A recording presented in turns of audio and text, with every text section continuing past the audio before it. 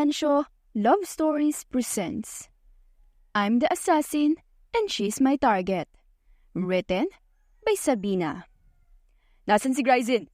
Gusto ko makausap si Gryzen at may importante akong ipag-uutos. Dalhin niyo siya sa akin ngayon din. Baritonong saad ng isang lalaki habang umaalingaw-ngaw sa apat na sulok ng kanilang basement ang kanyang boses. Boss, nandito na po ako. Ano pong ipag-uutos niyo sa akin? Kahit ano pa po yan, handa akong gawin ng walang bayad na anumang bakas ng kagaya ng dati. Sagot naman ni Gryzen at maskuladong lumapit sa kanyang amo, dahilan upang mapangisi ito. Tingnan mo ang litratong yan. Gusto kong kabisaduhin mo yan ng mabuti. Nang sa ganun, ay hindi mo makalimutan ng itsura niya. Pagsasalita nito at inabot ang litrato kay Gryzen, isa iyong babaeng nakaupo mag-isa. Mahinhin at halata ang malaanghel nitong itsura.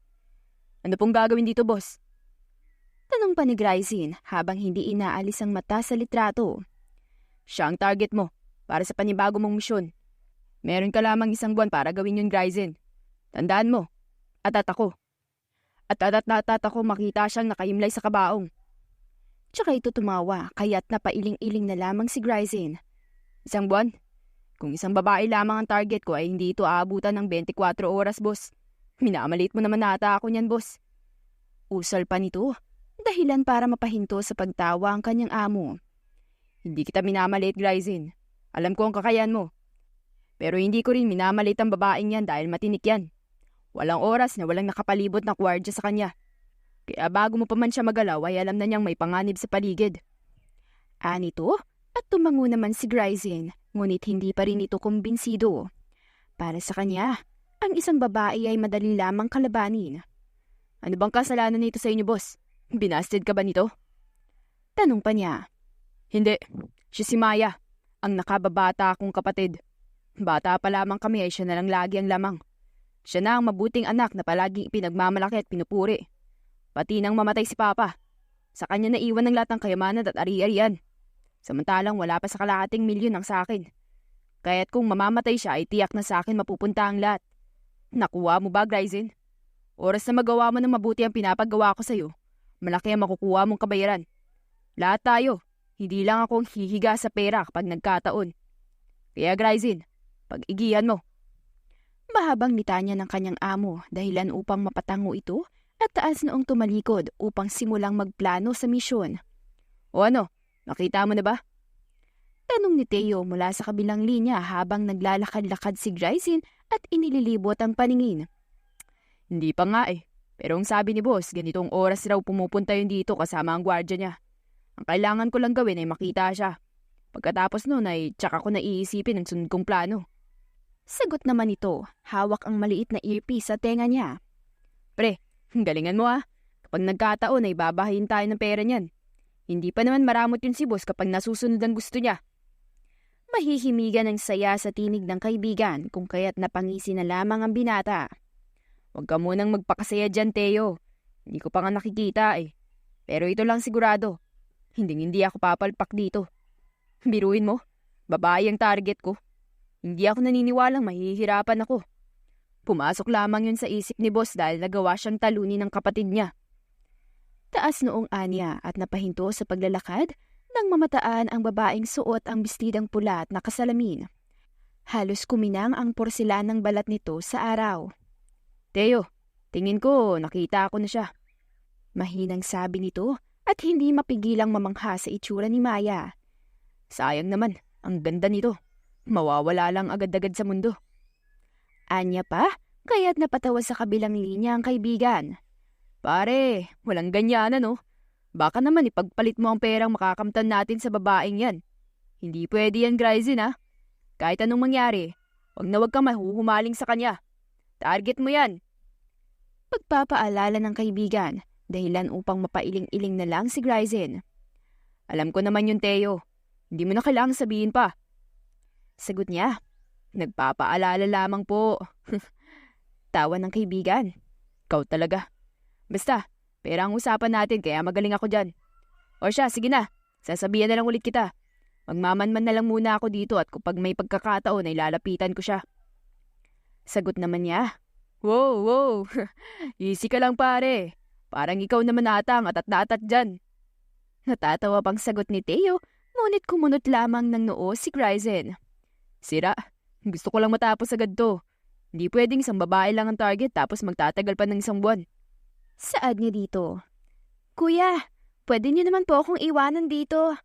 Sigurado naman po akong walang mangyayaring masama at walang gagalaw sa akin dito. Kung gusto niyo din po ay pumasyal na lang po muna kayo. Mahinhi na saad ng dalaga sa mga kasamang gwardya niya habang nakaupo. Halata ang karangyaan sa itsura nito.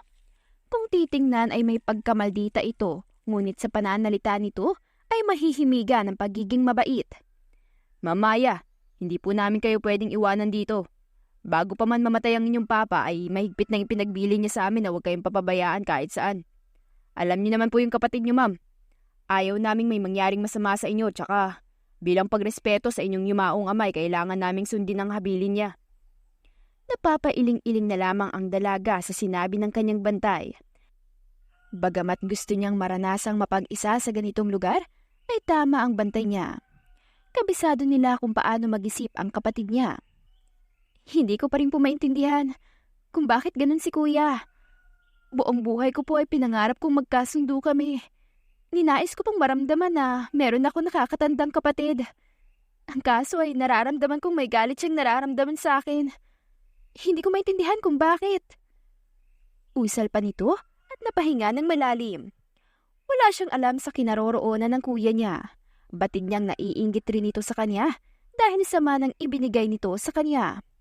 Ngunit kung iyon ang problema ay handa siyang hatiin yun para sa nakakatandang kapatid.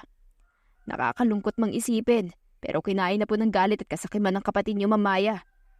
Sagot ng kanyang bantay.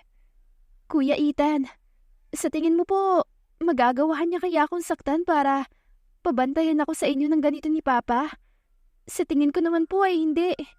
Sa kabila ng lahat ay isang dugo pa rin ang nananalatay sa ugat namin. Pagsasalita niya habang nakatingin sa malayo, umaasang hindi pa rin magagawang tuluyang kainin ang kasamaan ng nag-iisang kapatid. Hindi natin alam, Mamaya. Hindi natin masasabing ganun nga ang mag-isip ang kapatid niyo. Na pagkatapos ng lahat-lahat ay magagawa niya pa rin isipin ang pagiging magkadugo ninyo. Kung minsan, dahil sa pagiging ganito nakakalimutan niyo ng isang tao. Nakakalimutan nila ang pinakamahalagang bagay sa mundo. Muli ay sumagot sa kanya si Ethan, kaya't malungkot na lamang itong napangiti. Kung mabibigyan ako ng pagkakataong piliin na magiging buhay ko, pipiliin ko na lang na maging mahirap. Bulong na lamang niya sa sarili at tahimik na tumanaw sa malayo. Kuya, tara na po. Sa tingin ko ay kailangan na nating umuwi. Wala naman na akong gagawin dito ngayon. Siguro bukas na lang ulit ako babalik dito para magpahangin ulit. Pagkatapos, samahan niyo akong kumain sa Italia restaurant. Dating gawi. Kakain tayo ng pizza margarita. Sayang at wala si Papa. Palagi ko siyang dinadalhan nun ng risotto. Nakakamiss sa mga panahong yun.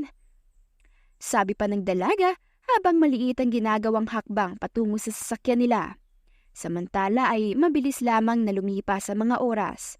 Pagdating ng bukas ay kaagad ding kumilos si Gryzen upang sundan ng target. Napagtanto nitong tama nga ang kanyang amo. Bahagya siyang mahihirapan kaya't kailangan niyang mag-isip ng plano. Good morning, senyora, senyor. May I have your order, please? Magiliw nang umiti si Maya sa isang waitress na lumapit sa kanila.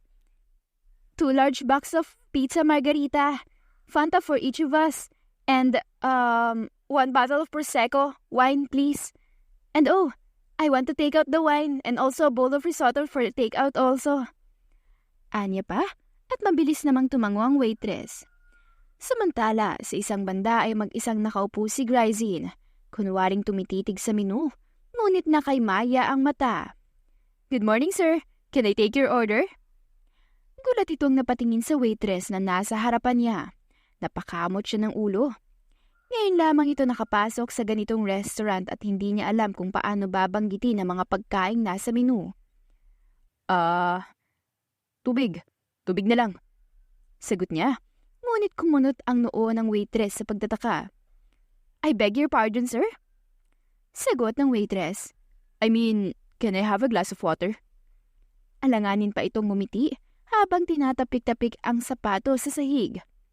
Do you mean tap water, sir? Tumango ito sa tanong ng waitress. Sir, we only offer filtered water here, which is for you to pay. Your tap water will take ages to fill. We have Pepsi, Fanta or Sprite here.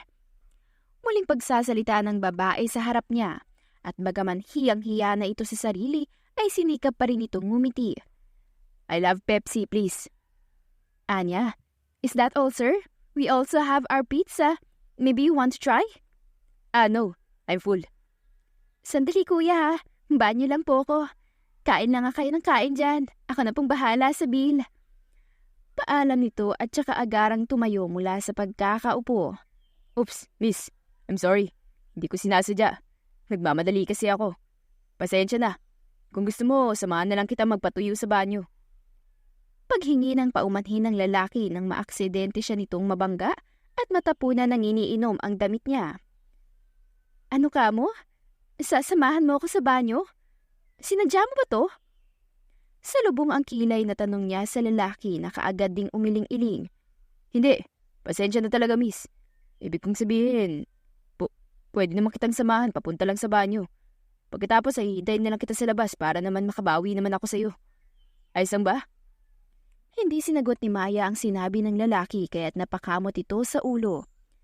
Hayaan mo na akong bumawi. Hindi ako nakakatulog kapag may nagawa akong kasalanan. Tsaka pa ito kunwaring umuso kaya't napatango na lamang si Maya. Hintayin mo na lang ako dito. Sabi pa nito nang makarating sila sa banyo. Ilang minuto lamang ang itinagal noon bago ito tuluyang lumabas. Paano ka naman babawi sa akin? Tanong nito agad nang makita ang lalaking matyagang naghihintay sa kanya. Ako nga pala si Gryzin. Pwede ko ba munang malaman ang pangalan mo? Inabot nito ang kamay kay Maya na kaagad niya ring inabot. Hindi nito alam kung anong nasa isip at kaagad niya itong tinanggap. Maya, ako si Maya Courtney. Ngumiti ito. Ang bait mo naman pala. Akala ko kanina pagtataasan mo ulit ako ng kilay. Sagot ni Gryzin at pareho silang natawa habang sabay na naglalakad. Hindi naman ako mataray. Tsaka hindi ko alam. Uhaw lang ako sa atensyon ng isang kuya kaya bakit pa kita tatarayan? Sarili ko ang kuya, hindi ako pinapansin eh. Sabi nito, kaya't napatitig na lamang sa kanya si Gryzin. Malamang ay ang amo niya ang tinutukoy nito. Paano mo nga ulit gustong bumawi? Kung sa pagkain busog naman na ako kaya tatanggihan ko muna yung pagkain mo. Muling pagsasalita ni Maya at tiningnan ang mga bantay niyang kumakain ng pizza. Ganito na lang. Kung gusto mo, samahan na lang kita sa pupuntahan mo. May gusto ko bang puntahan? Pwede naman kitang samahan, tsaka pwede mo akong kakwentuhan. Huwag kang mag-alala. Mapagkakatiwalaan mo naman ako. Nakangiting sabi ni Gryzin, kaya't bagamat nagdadalawang isip ay tumango si Maya. Sakto, samahan mo na lang sa sementeryo at dadalawin ko ang papa ko. Ayos lang ba yun sa'yo, Zin? Tanong niya na kaagad ding tinanguan ni Gryzin. Samantala, sa kauna-unahang pagkakataon ay naging maganda sa pandinig ni Gryzin ang pangalan niya. Siya nga pala, yan si Kuya Ethan at ang mga kasamahan niya. Palagi ko silang kasama kahit saan. Yung kasi ang utos ng papa. Ayos lang naman siguro sa'yo na may kasama tayo, di ba? Anya pa at muling tumango si Gryzin. Ayos lang. Sagot niya. O ma'am, aalis na po ba tayo? Kaagad na tumayo ang mga gwardya nang makita si Maya. Opo sana. Iwanan na lang po natin dito sa mesa yung bayad. Tsaka pakisuyo na lang po yung risotto at yung prosecco ko. Dadalhin ko po kay Papa yon. Sagot ng dalaga tsaka inilapag ang pera sa hapag. Matapos noon ay kaagad na rin silang umalis. Bagamat nagtataka ang mga gwardya ay hindi na sila nagtanong pa sa kung sino ang kasama ni Maya. Iniisip nilang baka dati itong kakilala ng dalaga. Nandito na tayo. Tara, kuya. Maiwan po muna kayo dito sa sasakyan ha. Kasama ko naman po si Zin. Paalam ng dalaga ngunit hindi kumbinsido si Ethan. Pero ma'am, hindi po pwede. Hindi namin kilala yung kasama nyo. Pasensya na po talaga. Saad ni Ethan kaya't ngumiti si Maya. Si Zin po. Huwag po kayo mag-alala. Kaibigan ko po siya. Kung gusto niya po ay doon na lang po kayo sa natatanaw niyo ako. Para hindi po kayo mag-alala sa akin. Napatango si Ethan at sabay-sabay silang lumabas ng kotse. Tama ba yung narinig ko? Kaibigan ng turing mo sa akin? Kaagad na tanong ni Gryzen habang naglalakad sila. Samantala ay naguguluhan namang tumango sa kanya si Maya. Oo, bakit? May problema ba doon? Tanong nito. Hindi. Wala.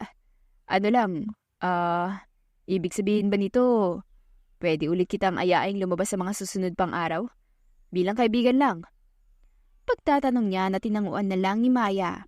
Dahil ito ang kauna-unahang lalaking nakalapit sa kanya, maliban sa mga bantay niya ay nasasabik ito sa ideyang maaaring tumayo ito bilang kuya niya.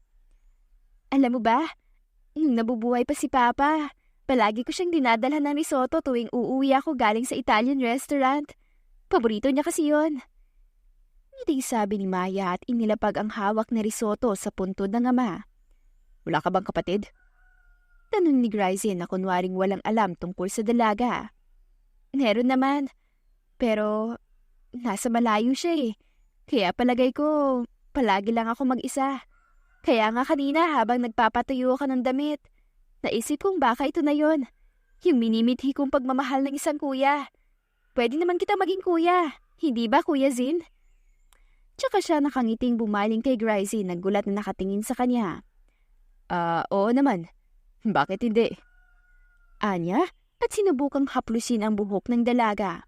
Bagay na normal na ginagawa ng isang kuya sa nakababatang kapatid na babae. Salamat sa pagsama, Kuya Zin ha. Mabuti naman at may bago ako nakilala maliban kina Kuya Ethan. Noon kasi bantay sarado ako sa bahay. Pero ayos lang naman yun sa akin kasi kasama ko si Papa. Ngiting sabi ni Maya habang naglalakad sila pabalik sa kotse. Walang anuman. Ako nga eh. Wala rin akong kapatid na babae kaya natutuwa ako nakilala kita. Pero, pwede bang wag na Kuya Zin? Hindi naman nagkakalayo ang edad natin. Tsaka, pamilya naman ang hindi uso ang ganung tawagan.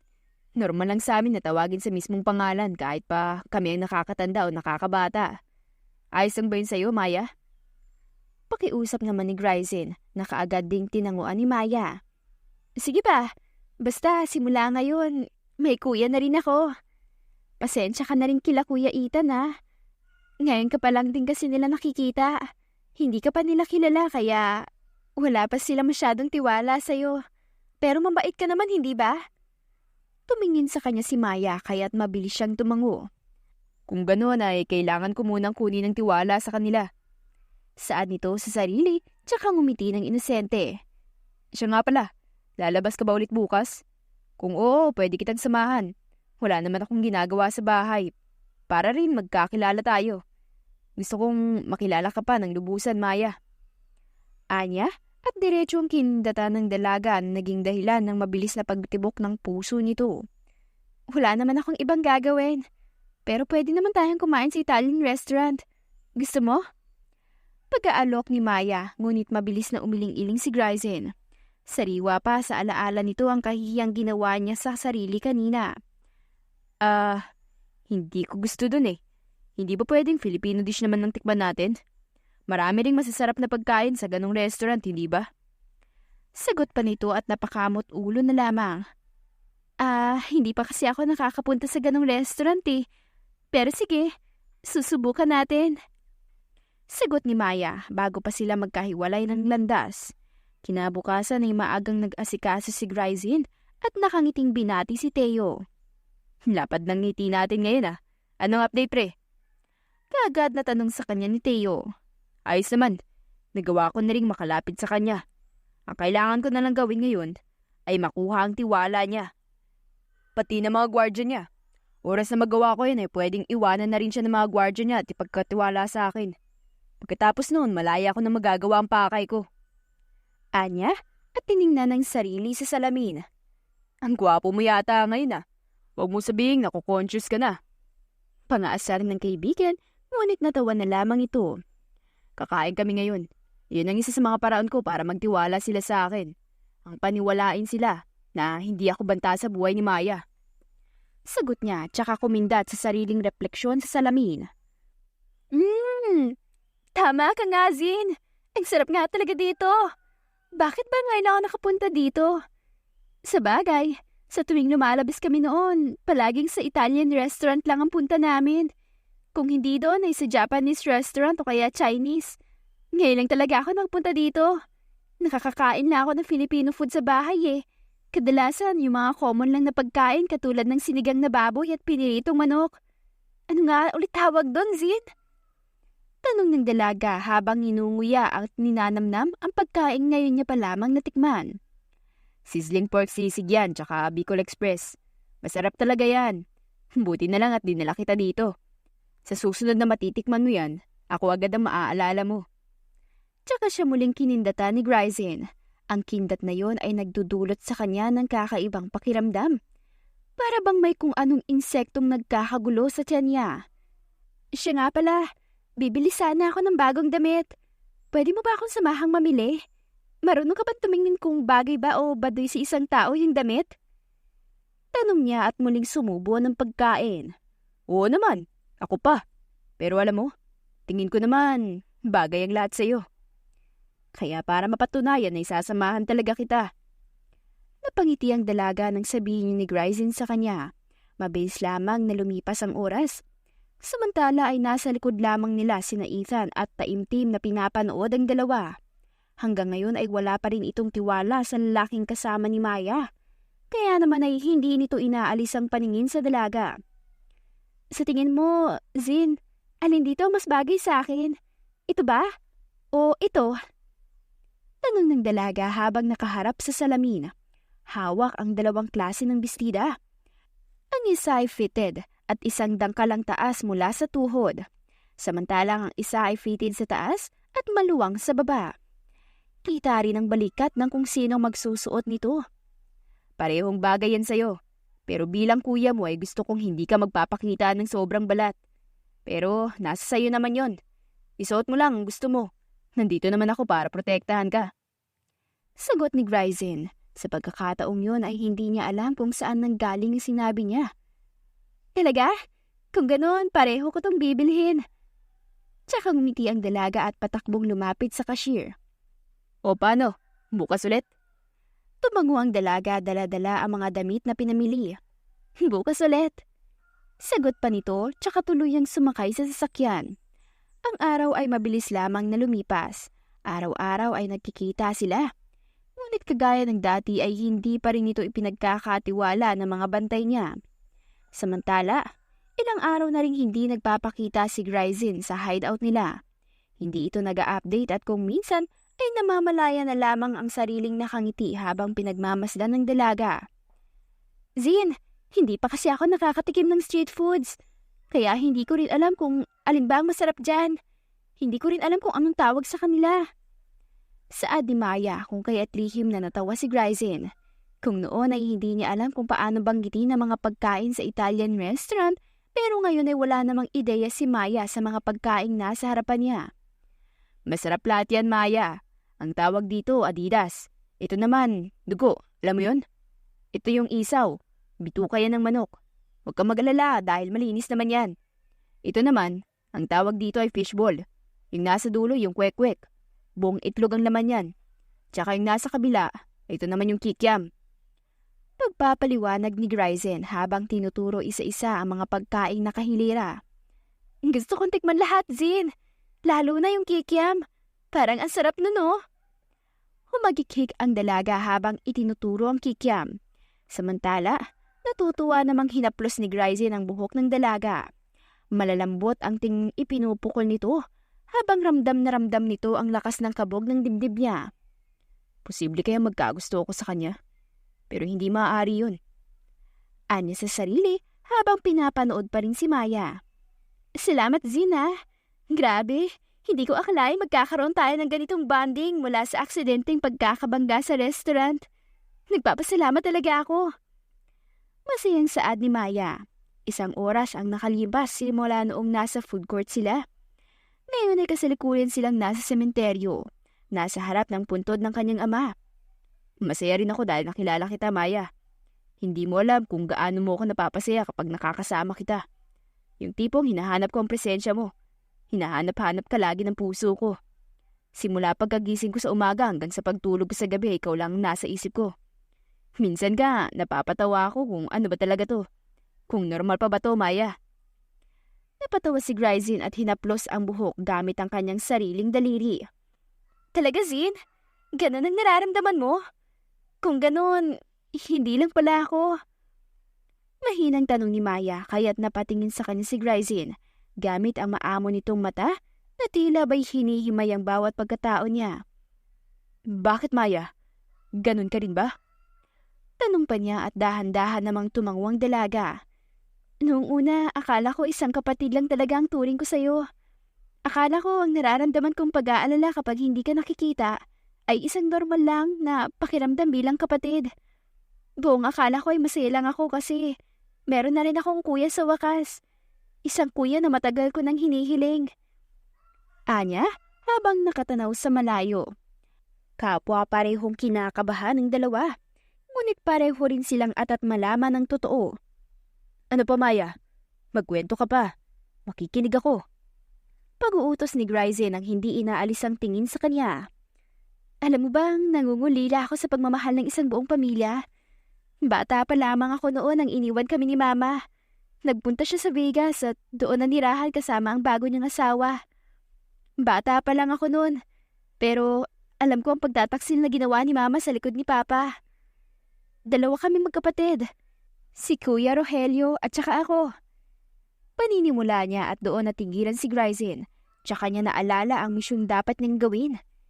Magagawa niya pa kaya ito ngayong may nararamdaman na siya para kay Maya. Gustong-gusto ko siya maging kalaro noon eh. Naiinggit ako sa mga batang pinagtatanggol ng mga kuya nila. Ang kaso, hindi niya naman ako gusto makalaro. Hindi ko maintindihan kung bakit galit na galit siya sa akin. Mas lumala pa yun nung malaman ng hindi ko pala siya kapatid sa ama. Anak siya sa pagkakasala ni Mama. Simula noon, palagi na siyang napag-iinitan ni Papa. Pero kasalanan niya rin naman yun. Mula rin noon ay mas lumaki na ang galit niya sa akin.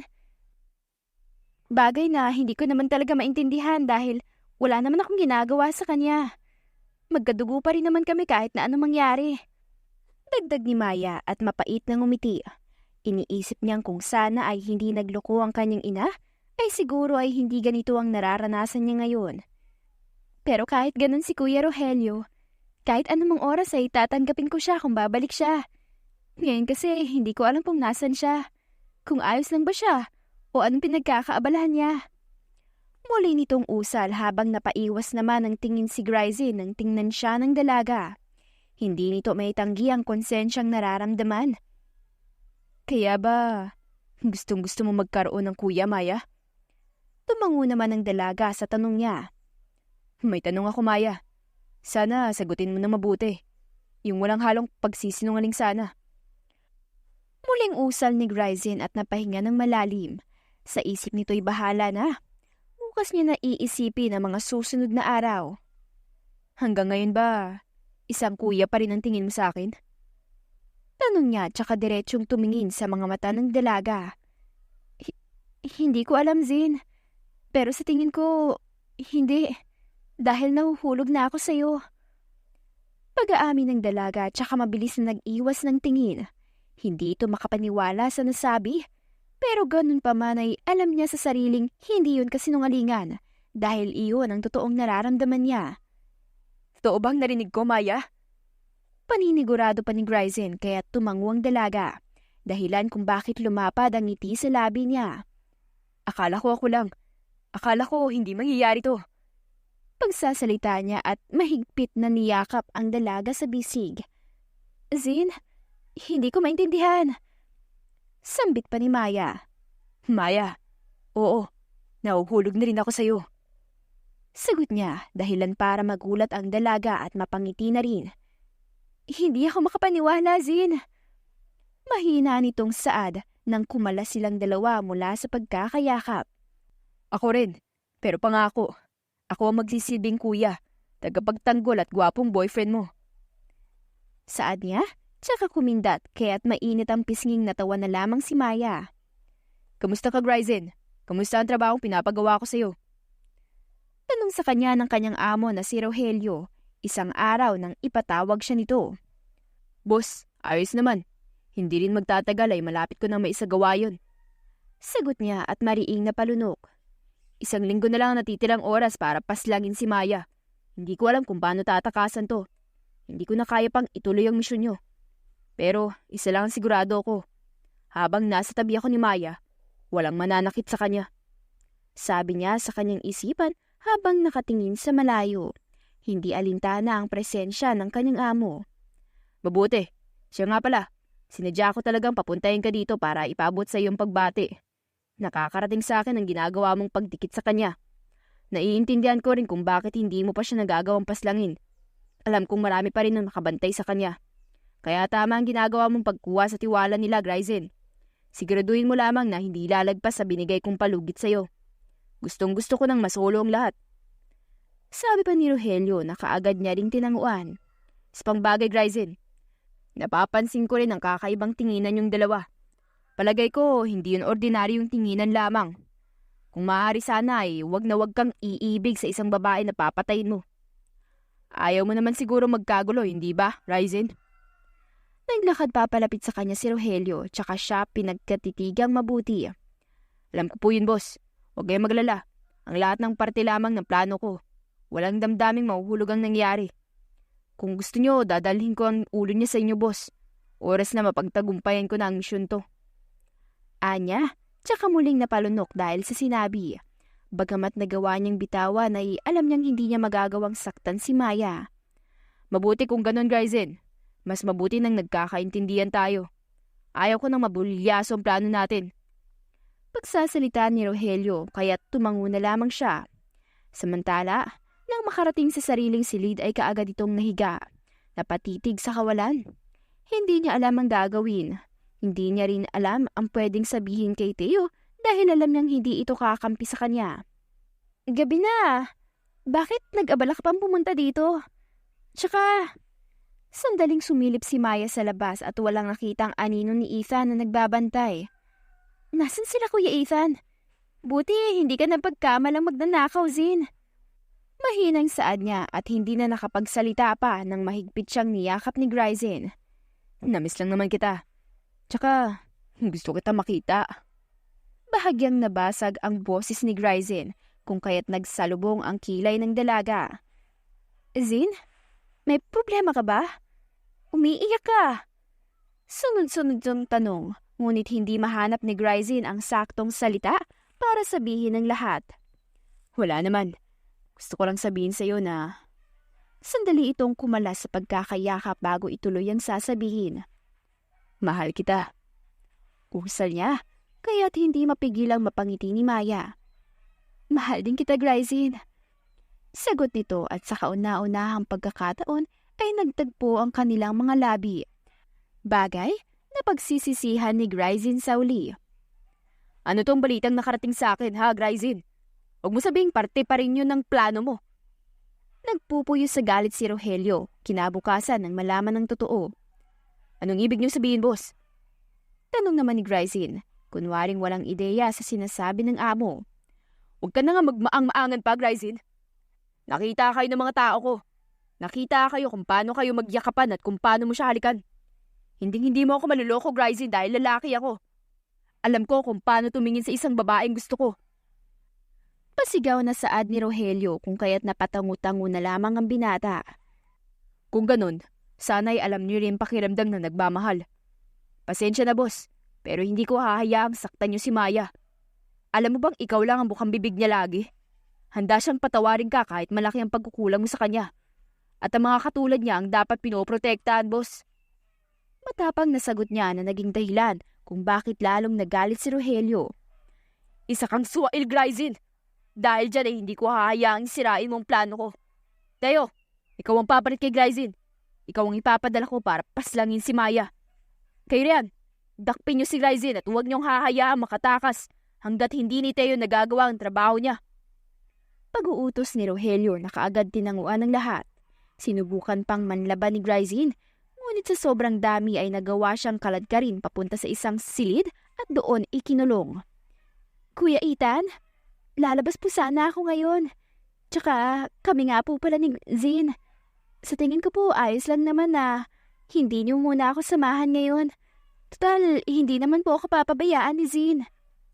Paalam ni Maya nang makarating sa labas ng bahay at maabutang naghihintay ang mga gwardya sa kanya. Sigurado ka ba dyan, Ma'am Maya? Baka kung anong mangyari sa inyo, ma'am. Hindi kita kayang ipagkatiwala sa iba. Palagay ko'y sinuway ko na ang utos ng inyong papa kapag papabayaan kita. Saad ni Ethan na hindi pa rin kumbinsidong kasama ni Maya si Gryzin. Napangiti naman siya at agad na tumingin dito. Ano ba naman kayo, Kuya Ethan? Ayos lang. Sa tingin ko naman, wala namang gagawing masama sa akin si Kuya. Ang tagal na rin eh. At hanggang ngayon ay wala pa rin siyang paramdam. Tingin ko, nagpakalayo-layo na lamang ito. Huwag na kayo mag-alala, Kuya Ethan. Pangako, walang mangyayaring masama sa akin. Kahit ngayon lang, Kuya Ethan. Please. Pakiusap niya kaya't napabunot na lamang ng isang malalim na hininga si Ethan at inilabas ang baril. O siya, at ngayong araw lang naman kita papayagang lumabas na hindi kami kasama ha. Marunong ka naman gumamit ng baril, hindi ba? O ito, dalhin mo yan at kung sakali ay pwede mo namang magamit yan.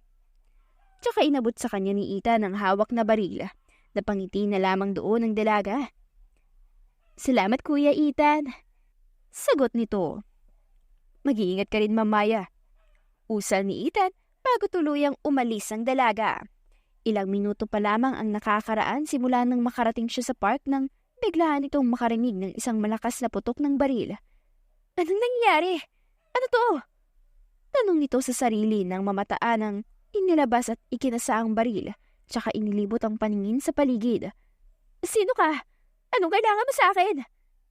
Tanong niya habang nakatutok ang baril sa kung saan. Kung talagang matapang ka, magpakita ka. Huwag kang magtago sa kung saan-saan. Duwag!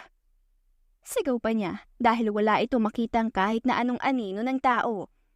Kung sino ka man, harapin mo ako! Huwag kang umaktong matapang kung magtatago ka rin naman! Muling itong sabi kasabay ng muling putok ng baril at ang paglabas ng isang lalaki mula sa likod ng puno. Kapwa parehong nag-iiwasan ng bala ang dalawa.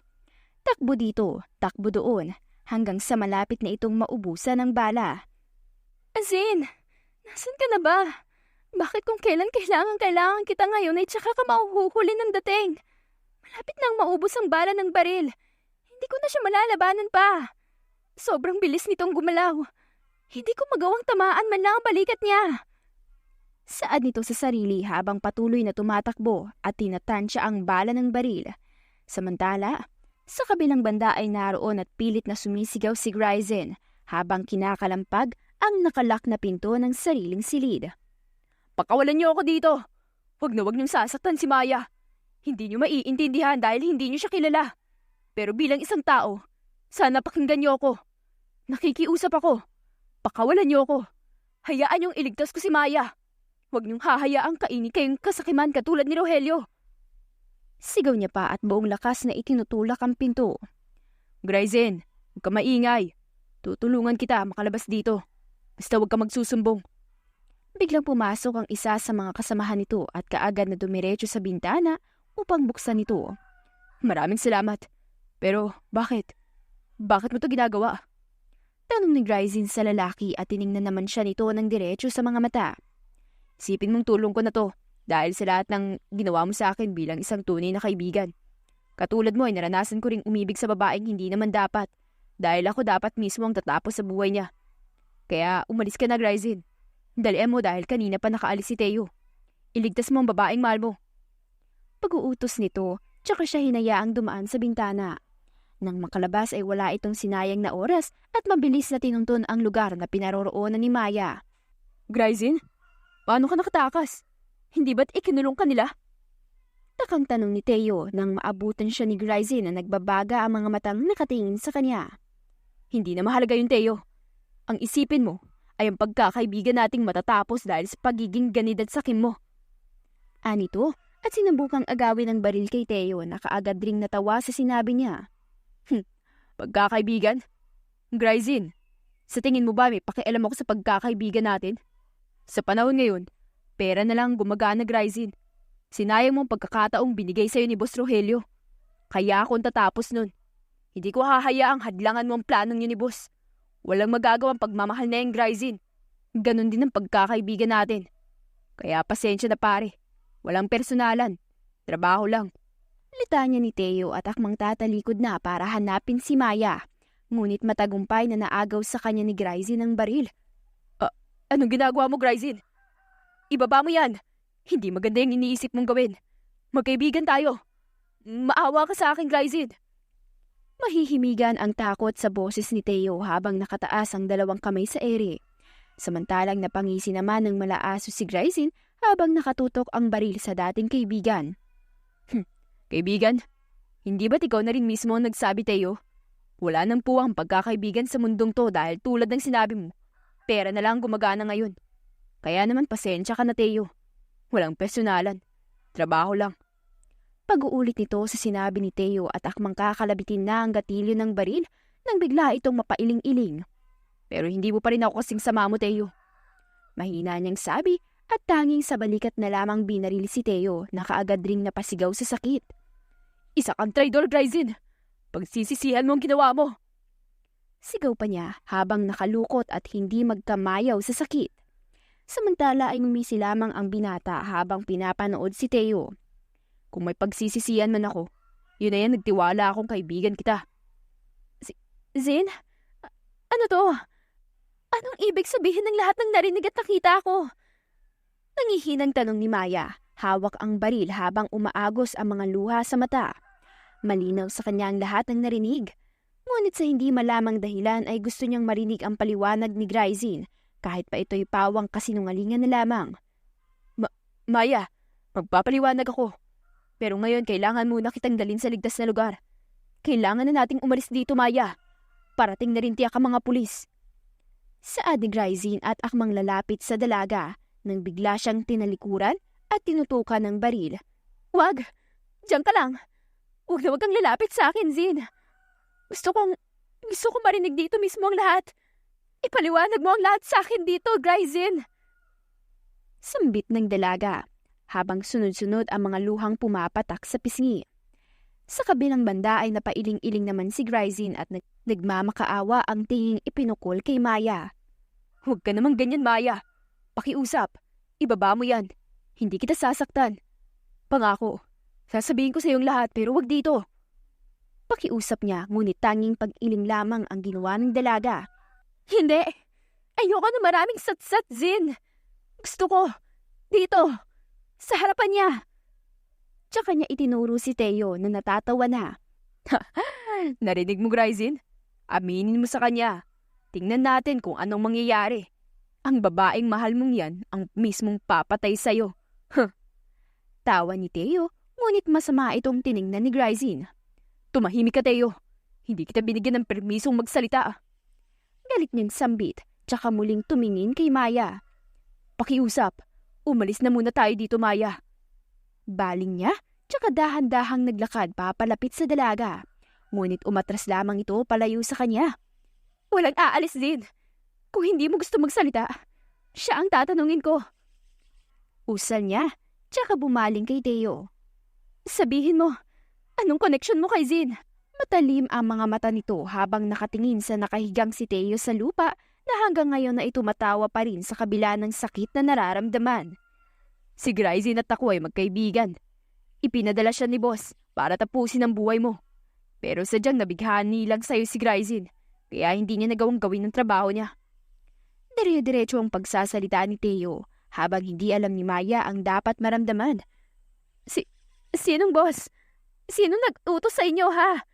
Sagutin niyo ako! Ngayon din! Sigaw niya at mas marami pang luha ang lumalabas sa mata ng dalaga. Maya, huwag naman ganito. Magpapaliwanag naman ako eh. Halos lumuhod na sa pagmamakaawa si Gryzin, ngunit tila hindi yun alintana ng dalaga. Hindi ko na kailangan pa ng paliwanag mong, Gryzin. Sapat na sa akin ang nalaman ko. Ang gusto kong sagutin mo ay yung tanong ko. Sino nag-utos sa inyong patayin ako? Tanong niya. Si Kuya ba? Ha? Si Kuya Rogelio ba? Muli niyang pagtatanong at dahan-dahan na tumango si Gryzin. Tama na, Maya. Hindi mo pa naririnig ang lahat. Ipapaliwanag ko sa iyo, pangako. Pangungumbinsi ni Gryzin gamit ang malumanay nitong tinig. Kung kaya't napapikit si Maya. Tumigil ka na, Zin.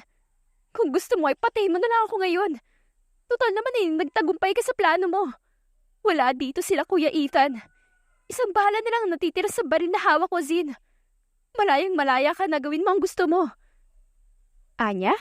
Tsaka ibinaba ang baril. Wala na itong lakas pa para makipagtalo. Alam mong hindi ko magagawa sa iyan, Maya. Mahal kita. Huwag namang ganito. Sagot pa ni Gryzin. Darn it, Zin! Umalis ka na lang kung hindi mo kaya. Umalis ka na sa harapan ko at huwag ka na magpapakita pa kahit kailan. Ayoko marinig ang kahit anong paliwanag mo. Sigaw nito tsaka napahaplo sa sariling buhok. Bakit, Maya? Sagutin mo muna ang tanong ko. Bakit ayaw mong pakinggan ang paliwanag ko? Hindi mo ba ako mahal, Maya? Tanong niya at tuluyang nakalapit sa dalaga. Zin, pakiusap. Huwag mo na akong pahirapan pa. Nangihinang sagot ni Maya at saka pinunasan ng mga luha. Sagutin mo muna, Maya. Pangungulit ni Gryzin dahil wala itong balak sumuko. Alam niya sa sariling mahal niya ang dalaga, kaya't handa siyang harapin ang galit nito. Dahil alam kong paniniwalaan ko ang anumang kasinungalingan lalabas sa bibig mo, Zin. Nakakagago lang eh. Kasi kung kailan ako nagtiwala, kung sino yung taong pinagkatiwalaan ko, siya pala ang taong gagawa ng hindi maganda sa buhay ko. Sana ay pinatay mo na lang ako agad noon. Sana hindi mo na lang pinaramdam sa akin lahat kung hindi naman pala totoo. Sana hindi ka na umakto pa, Zin.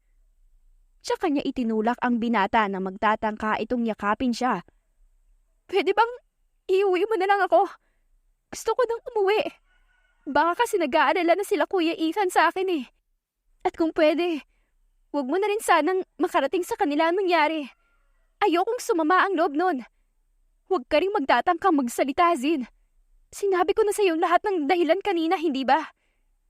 Mahinahong sambit ng dalaga, ilang minuto ang nakakalipas simula nang makalayo sila sa lugar na yun. Samantala ay nagmamakaawa naman siyang tiningnan ni Gryzin at tinangkang hawakan ng kamay niya na mabilis niya ring iwinaksi. Tama na, Zin. Alam mo, nagsisisi na ako nakilala kita. Kung totoosin, meron naman na akong isang kuya na handa akong protektahan. Si Kuya Ethan. Ang laking pagkakamali na mas pinili kitang makasama kaysa sa kanila. Ngayong ikaw pala ang hindi nakakabuti sa akin. Tsaka nito naluluhang tiningnan si Gryzin. Alam mo, Zin, pare-pareho kayo. Wala kayong pinagkaiba ni Kuya Rogelio. Para sa pera ay magagawa niyo akong saktan. Hindi ako makapaniwala, Zin. Pinagkatiwalaan kita eh. Nagtiwala ako kasi akala ko poprotektahan mo ako. Pero hindi naman pala ang balak mo na protektahan ako. Sabihin mo nga, Zin, paano mo ako mapoprotektahan laban sa pansariling kagustuhan mo? Tanong niya, tsaka marahas na pinahid ang mga luhang umaagos mula sa mga mata. Poprotektahan kita. Kasi mahal kita, Maya. Oo, inaamin ko. Pinagbalakan kita ng masama. Tinangka akong patayin ka nga. Pero nung malaman ko kung gaano kalambot ang puso mo, nawalan ako ng lakas, Maya. Pakiramdam ko, hindi ko kayang gawin ang pinapagawa sa akin ng kuya mo. Lalo na nung nakita ko kung gaano mo kamahal ang kuya mo. Kahit ganun siya sa'yo. Pakiramdam ko sobrang sama ko na kapag ginawa ko sa'yo yun. Litanya ni Gryzin tsaka napayuko. Hindi sapat ang mga salitang binitawan niya para patunayang totoo ang pagmamahal niya para kay Maya. Ganito na ang trabaho ko, Maya. Noon pa man, isa akong asasin. Sa makatuwid ay kayang-kaya kitang kitilan ng buhay ng mga panahong yun. Kahit nakakasama mo pa ang mga bodyguard mo. Pero hindi ko alam kung anong pumasok sa isip ko. At sinunod ko ang sinabi ng kuya mo. At hinintay ko muna talagang lumipas ang isang buwan. Unang kita ko palang sa litrato mo, Maya. Alam ko na sa sarili kong madali kong matatapos ang misyon na to. Kaso sadyang mapaglaro ang tadhana. Dahil nakita ko kung gaano kakabait. Naisip kong mas mainam kung mapapalapit muna ako sa'yo. Kasi, oo, pumapatay ako noon pero ng mga masasamang tao. At hindi na kagaya mong inosente. Muling pagsasalita niya tsaka nagawang tingnan ni Maya nang nakikinig lang. Hindi kita kayang saktan, Maya. May nararamdaman man ako sa'yo o wala. Hindi pagpapanggap ang ipinapakita ako sa'yo dahil totoo lahat yun. Nang sinabi kong wala akong babaeng kapatid At masaya akong nakilala kita. Totoong lahat yun, Maya.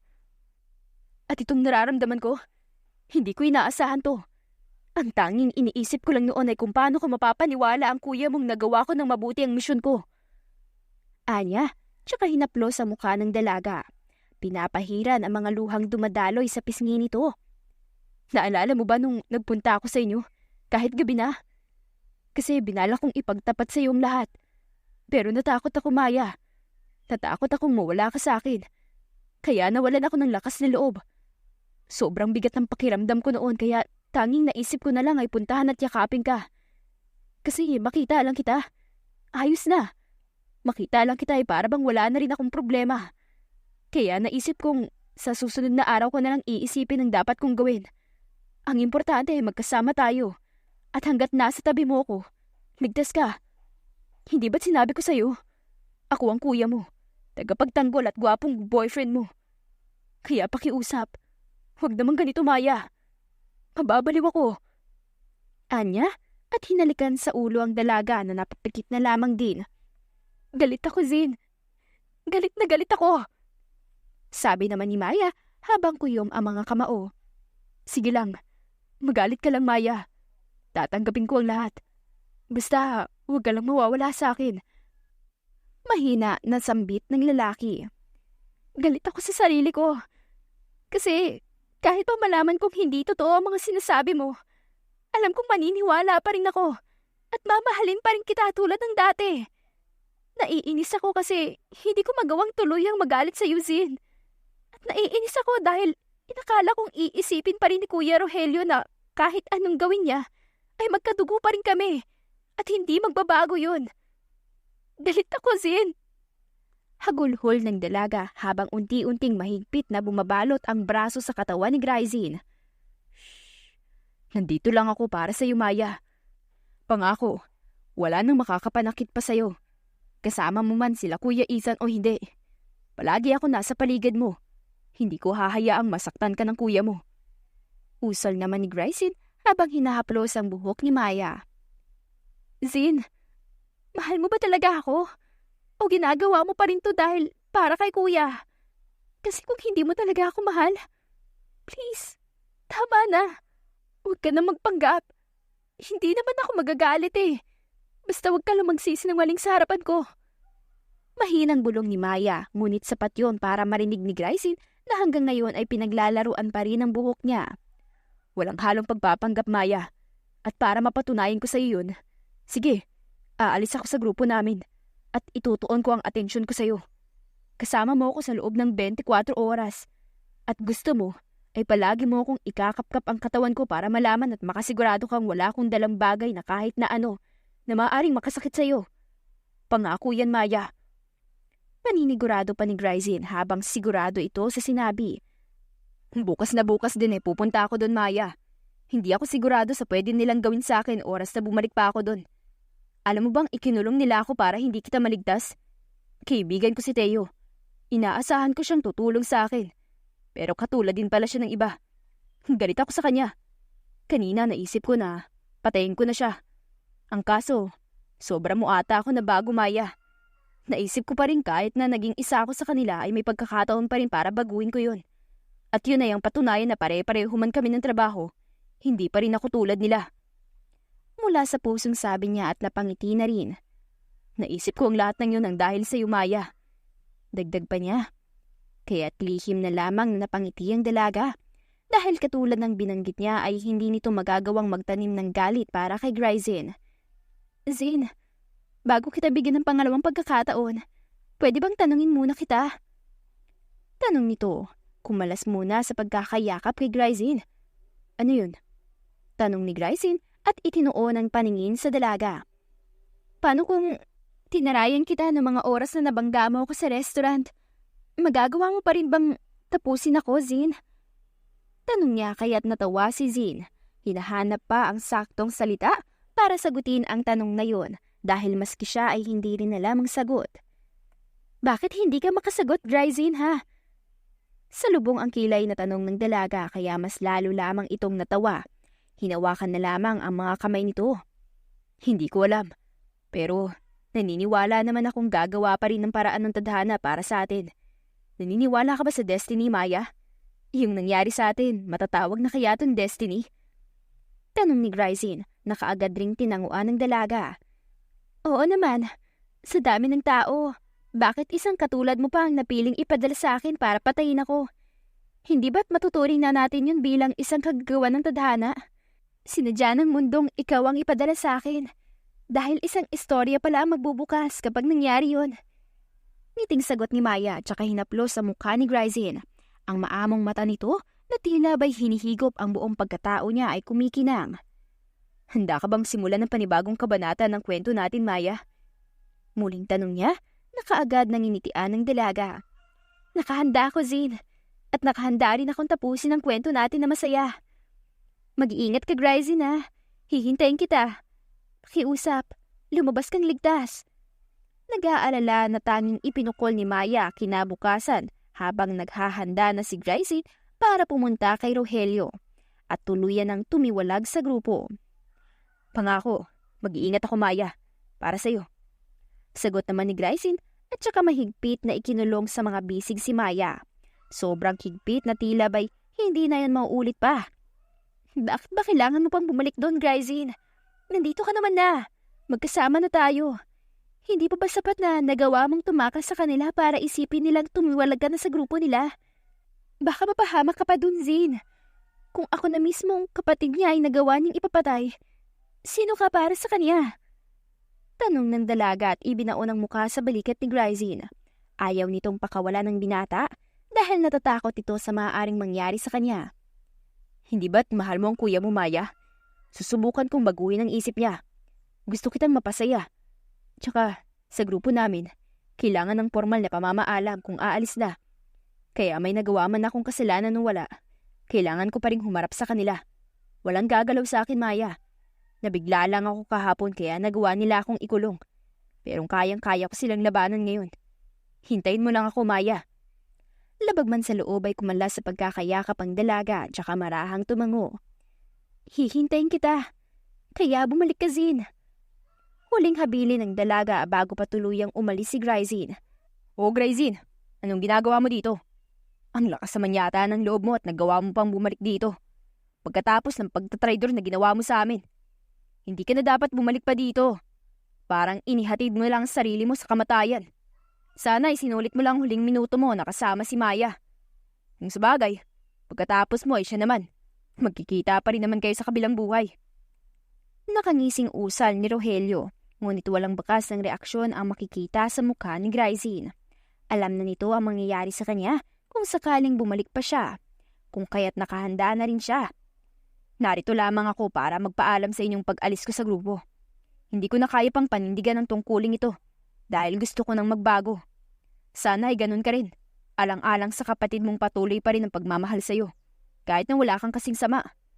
Sana ay maisip mo kung anong nararamdaman niya nung nalaman niyang ipinapatay mo siya.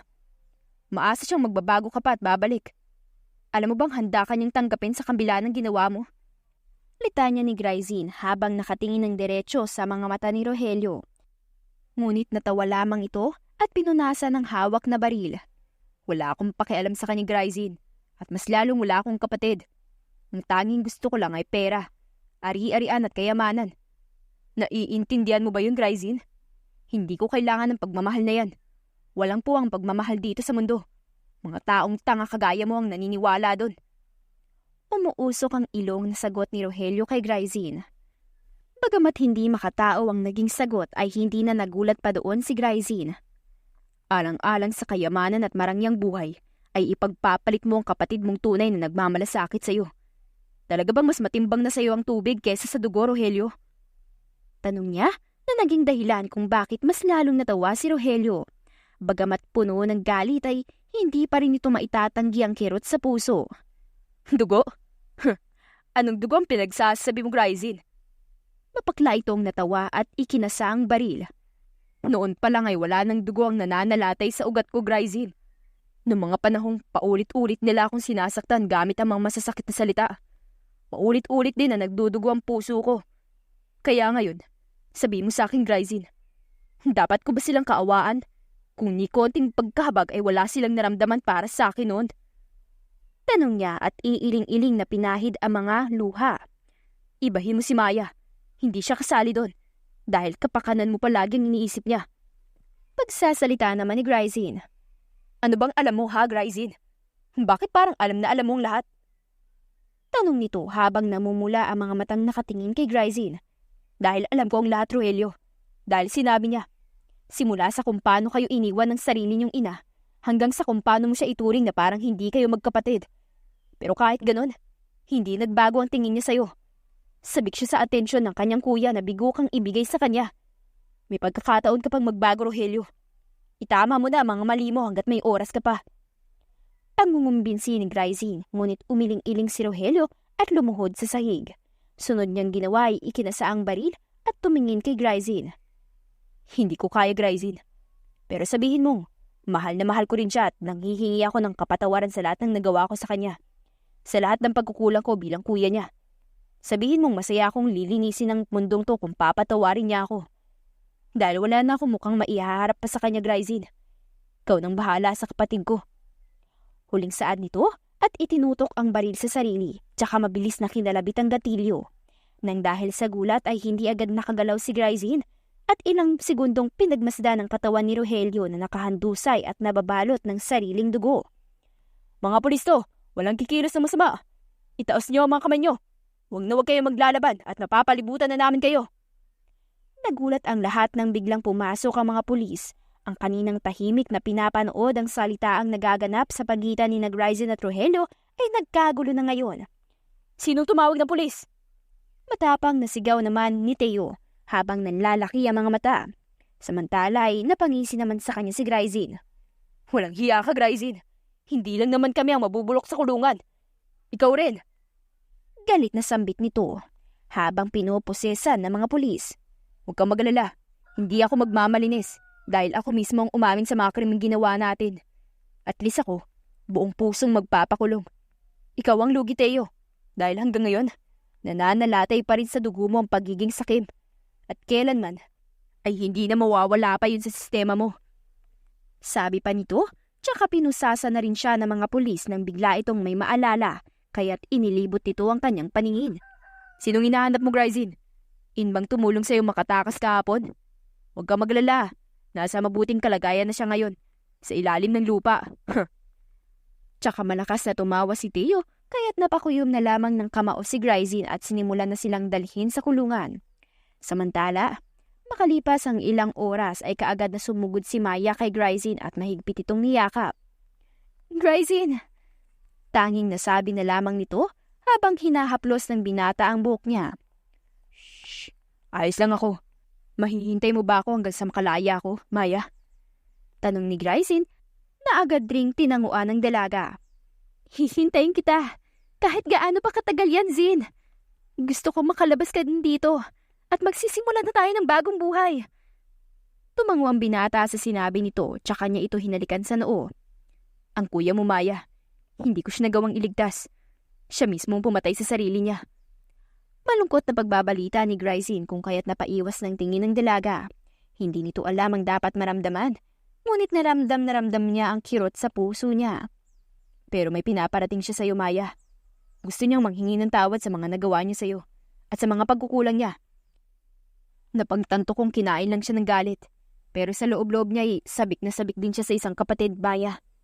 Bago siya mawala ay sinabi niyang mahal na mahal ka niya. Sabi nito, dahilan kung bakit tuluyang maglandas ang mga luha sa pisngi ni Maya. Kung gusto mo siyang bisitahin ay nasa morgue ang katawan niya. Sabi pa nito, ngunit umiling-iling lamang si Maya.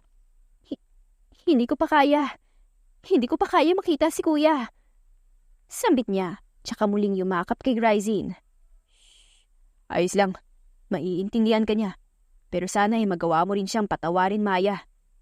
Tumango ang dalaga sa sinabi ni Gryzin. Mabilis lamang na lumipas ang mga araw at linggo. Nagawa ring bisitahin ni Maya ang kapatid, habang araw-araw ay dinadalaw nito si Gryzin. Hanggang sa mga buwan ay naging taon. Maya, alam kong matagal-tagal pa ako bago makalabas dito pero gusto kong gawin ito mismo, ngayon din. Hindi mapakaling sabi ni Gryzin habang naguguluhan naman si Maya. Ano ba yun, Zin? Tanong nito. Pagkatapos noon ay tumayo si Gryzin mula sa pagkakaupo tsaka ito dahan-dahang lumuhod sa harapan ni Maya. Maya Courtney, handa ka bang pakasalan ako oras na makalabas ako dito? Kaagad na nagpalakpakan at naghiyawan ng lahat sa tagpong yun. Samantalang hindi naman makapaniwala ang dalaga at naluluha pa itong tumango. Handa akong magpakasal sa'yo, kahit ngayon mismo, Gryzin Cardinal. Masayang sagot nito at kasabay noon ay ang isang masigabong palakpakan at ang pagsuot ng singsing ni Gryzin sa daliri niya. Samantala, makalipas ang 5 taon. Ngayon ay ating matutunghayan ang pag-iisang dibdib ni Gryzin Cardinal at Maya Courtney.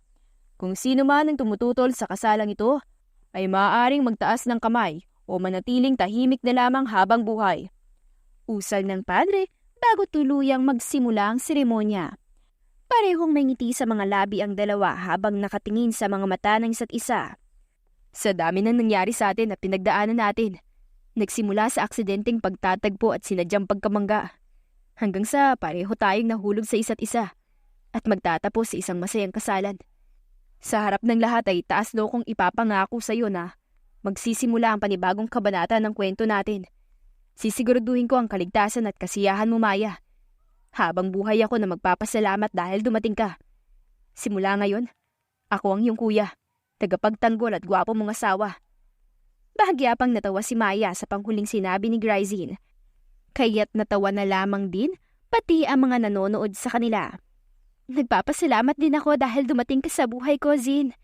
Nangangako kong simula ngayon, wala nang makakapaghiwalay pa sa atin. Till death do us part. Ikaw at ikaw lang palagi sa mga pagsubok na kakaharapin pa natin. At dyan na po nagtatapos ang ating kwentong pinamagatang I'm the Assassin and She's My Target. If you like the story, please don't forget to like, comment, share, and subscribe for more wonderful stories. Hanggang sa muli. Paalam!